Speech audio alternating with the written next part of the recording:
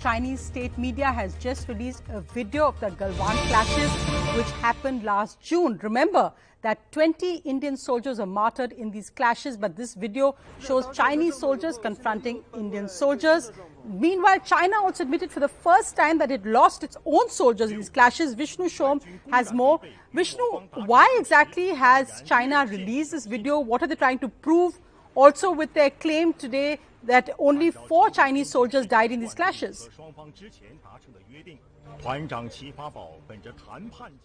they are being seen, and reports which may suggest that they have emerged less than victorious in any scenario in eastern Ladakh.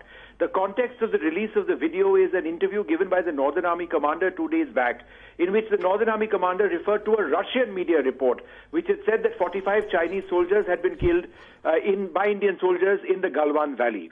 So today, the Chinese had reacted to that and actually for the first time revealed the names of the soldiers they said had been killed or injured in Galwan. Whether that's the actual number, because India has always believed there were very many more, the Chinese have actually done that. And now in the last little while, they've released video, and that also very selective video, showing Indian soldiers crossing the Galwan River and approaching Chinese soldiers. But I've seen that video very carefully, and that video actually shows Indian soldiers well within Indian territory and trying to move in the direction of what is called Patrol Point 14. That is the extent of patrolling by Indian soldiers, and that's where they're stopped by the Chinese.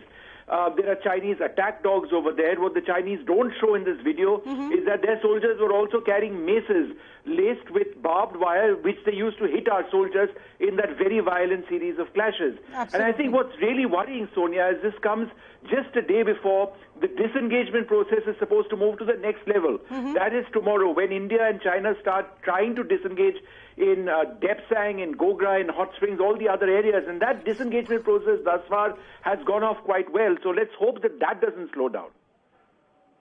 So, Vishnu, what's also important in this aspect is that what is the Indian Army response? Are we likely to release any kind of video as well? And the point you're making that the Chinese trying to put out their narrative, but Russia, which the Northern Army commander quoted, has said that at least 45 Chinese soldiers could have died in those clashes in June last year.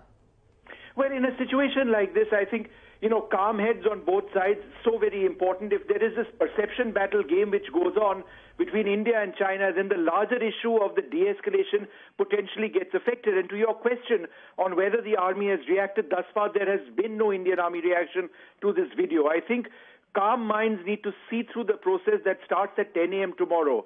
Not what has happened. We want to move away from that.